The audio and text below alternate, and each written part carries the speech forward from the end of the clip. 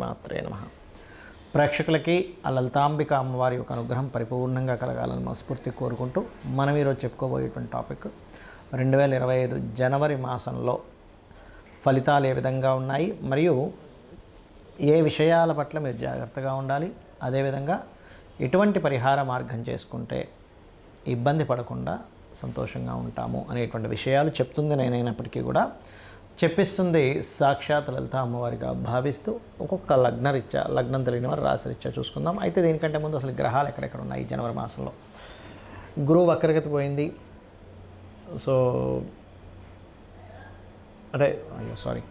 గురువు వక్రించే ఉన్నాడు. ఇంకా అదేవిధంగా కుజుడు కూడా వక్రించి ఉన్నాడు ఈ జనవరి మాసంలో. అదేవిధంగా కేతువు కన్యారాశిలోని, బుధుడు వృశ్చికంలో ఉంటూ 4వ తేదీ ధనస్సులోకి, 25వ తేదీ మకరంలోకి ఎంటర్ అవుతున్నాడు. చంద్రుడైతే మొత్తం ఒక నెలలో ఒక రౌండ్, అంటే ఈ యొక్క మకరం నుంచి మళ్ళీ మకరం వరకు చేరుకుంటాడు.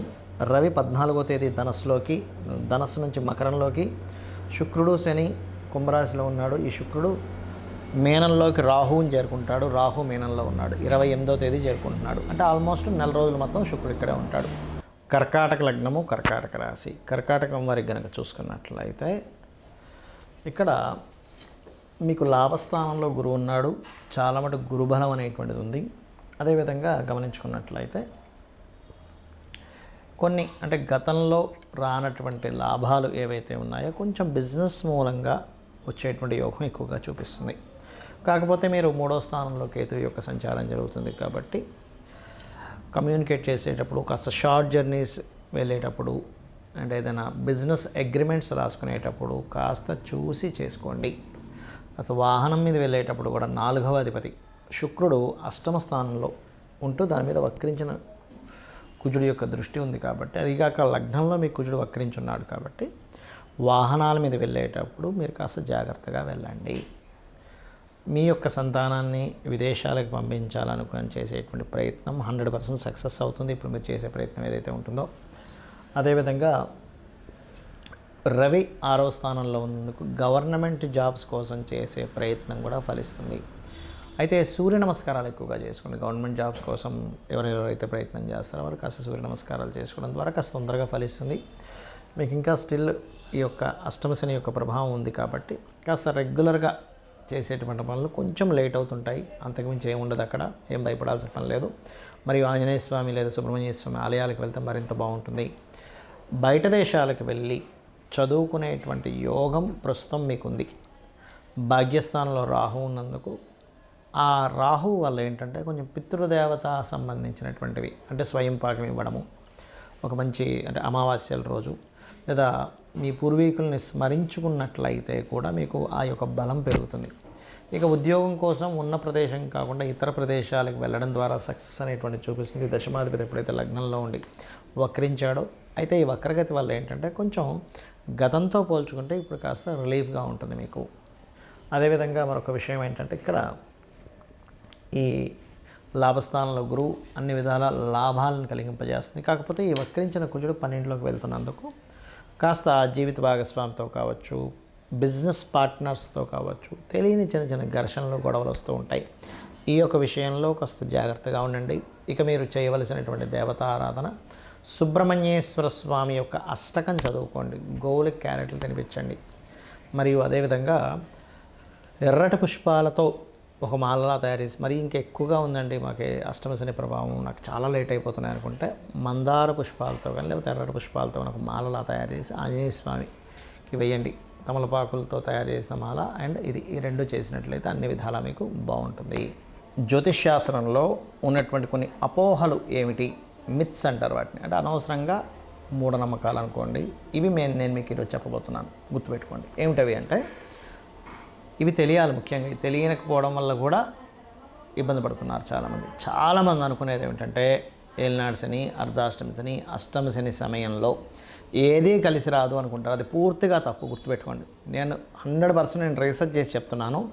అష్టమ శని, అర్ధాష్టమ శని, ఏలినాడు శని కేవలం మీకు కొద్దిగా ఆలస్యము, అనుభవము, ఒక విషయాన్ని నేర్పేలాగా కర్మకారకుడు మీకు ఆ స్థానాల్లో ఉండి ఇస్తాడు. అంటే మీ యొక్క కర్మ ఏంటంటే ఆ సమయంలో కొంచెం స్ట్రెస్ అవ్వడం వల్ల జీవితంలో ఏది నిజమో అని తెలుసుకుంటారు, కానీ ఏది కలిసి రాకపోవడం కాదు, గుర్తుపెట్టుకోండి. కలిసి రావాలంటే ఏం చేయాలో నేర్చుకుంటారు మీరు, కలిసి రాకపోవడం కాదు. ఎందుకంటే నేను దీని మీద 140 మంది ప్రెసిడెంట్ల జాతకాలు చూశాను. వాళ్ళకి పర్టికులర్గా ప్రెసిడెంట్లను కాదు, ఎమ్మెల్యేలు, ఎంపీలు, చాలామంది జాతకాలు, పెద్ద పెద్ద బిజినెస్ మ్యాన్ జాతకాల్లో, ముఖ్యంగా రాజకీయ నాయకుల జాతకాల్లో నేను చూసింది ఏంటంటే ఏళ్ళనాటి శని, అర్ధాష్టమి శని, అష్టమి శని సమయాల్లోనే వాళ్ళు పీఎంలు, సీఎంలు కూడా అయ్యారు. మీకు ఎందుకు మన నరేంద్ర మోడీ గారు ఏళ్ళనాటి శనిలోనే ఆయన పీఎంగా ఉన్నది వృశ్చిక రాశి. జగన్ అతను అష్టమ శనిలోనే ఆయన సీఎంగా నిలబడ్డారు.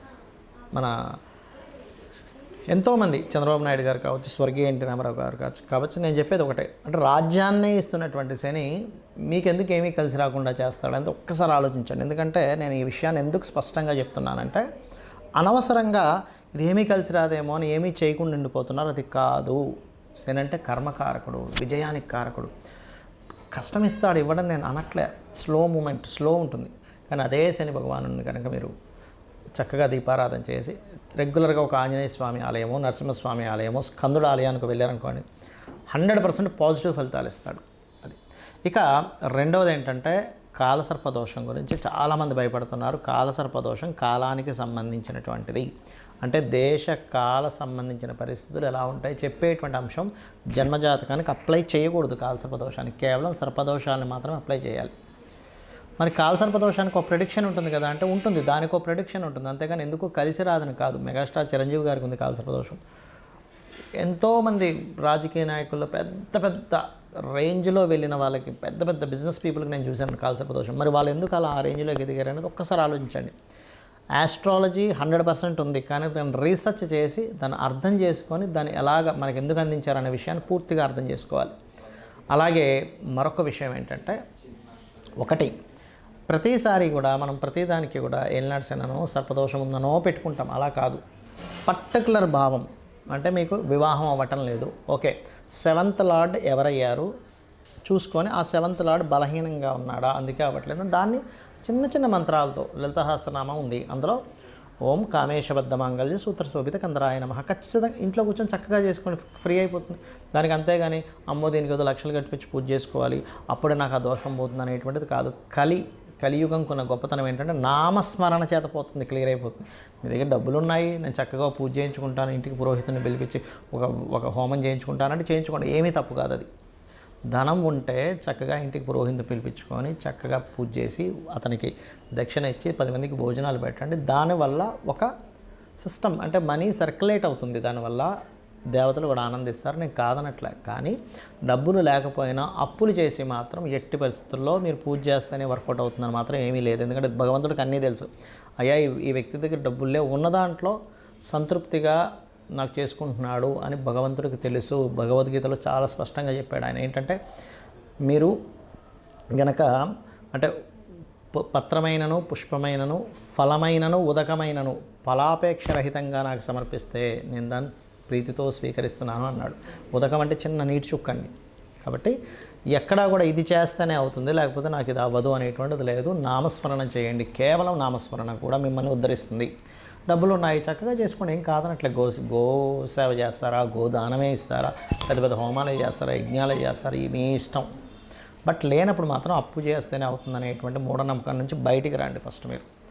అలాగే మరొక విషయం ఏంటంటే జ్యోతిష్యము, వాస్తు.